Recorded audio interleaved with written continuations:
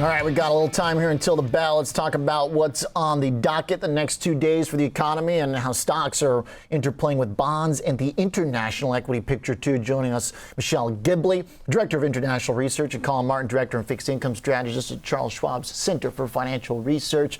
Afternoon, team. Collin, let's talk some bonds and particularly kind of the way they're responding to a risk-off move in stocks.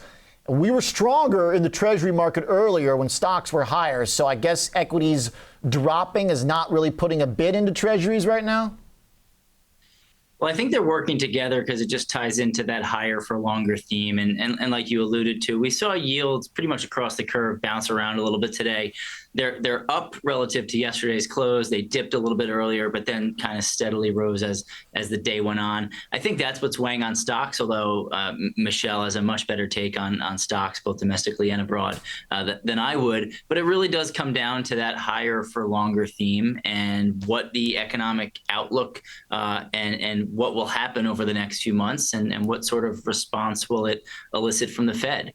And given where we are right now with 2-year Treasury yields north of 5.1% and the 10-year yield now above 4.5%, I think we're kind of in a waiting zone right now to see, is there going to be more hikes from the Fed? But then more importantly, how long do they hold at the peak rate?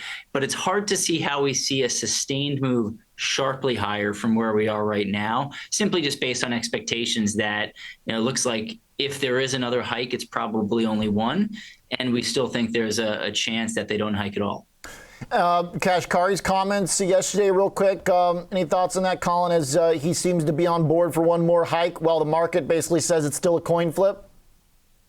Well, he's been one of the most hawkish participants out there. So even though I know he commented about an additional hike, I would have just guessed that that's what his base case was based on everything he's been saying for the past few months. So nothing shocking there. But to your point, Oliver, it's not just Kashkari. There's a number of Fed officials, and we see it in the dots, that are talking about the risk of additional rate hike. Even today, we got Goolsbee, who tends to be one of the more dovish members, but he acknowledged that they need to get inflation down. And clearly, a majority of the participants do see the likelihood of one more hike.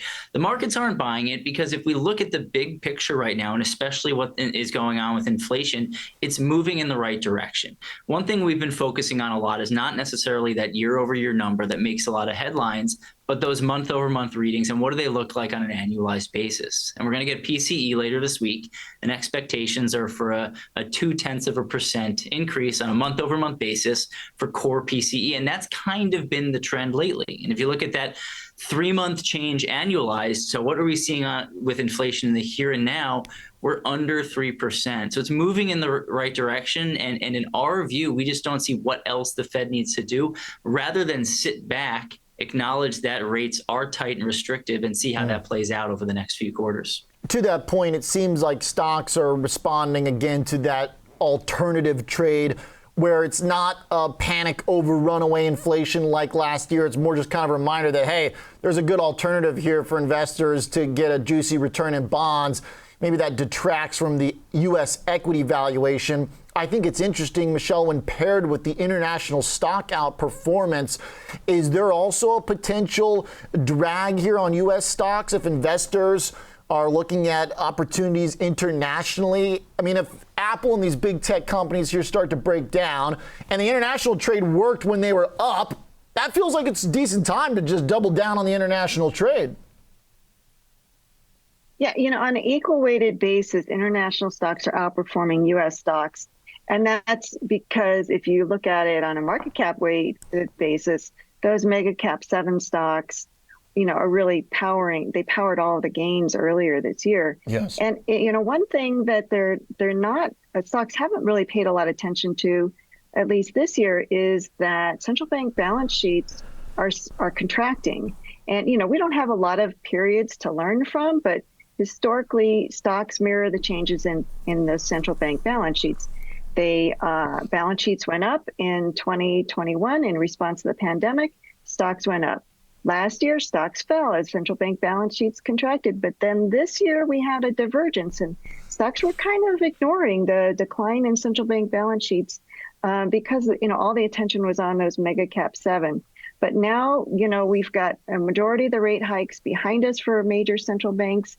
And so we're now going to be more focused on this quantitative tightening and how long rates need to stay at elevated levels. And so we could see stocks continue to struggle.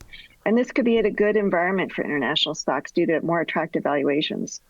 What have you seen in the bond market, Michelle, that relates to the Japanese central bank? I have a couple folks who routinely, I know, a couple sources and guests on the show that watch that story so closely. And I've been getting texts from them over the last week saying, see, I told you so. What you're seeing in bonds in the U.S. is happening to some degree because of what's happening in Japan.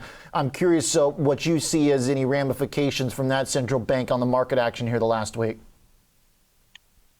Yeah, the Bank of Japan, the new governor there, he's giving some kind of inconsistent commentary, and that's causing some uncertainty about Bank of Japan policy and also failing to arrest the decline in the yen. The Ministry of Finance in Japan is, kind of warning for currency intervention, but that's difficult to do in isolation. But, so far this year, Japanese investors have been net buyers of foreign assets. So we're really not seeing a big impact of like an unwind of the carry trade yet. Okay, that's exactly what I was looking for there. We got about 10 seconds to bell. A real quick last thought, Michelle, on China, because this week we kind of got another update that the Evergrande situation is looking dicey. Got a quick thought for us on that? Yeah, I think that concerns about a Lehman moment are likely misplaced. Unlike in the U.S., the housing bubble we had here in 2008, homeowners in China had to put down 30 to 50% cash, often use all cash. But the property downturn does weigh on, consumer confidence and therefore spending. So we're saying get used to slower growth for longer in China. Okay, understood. Great stuff, guys. Thanks very much. Collin Martin, Michelle Gibley from the Schwab Center for Financial Research.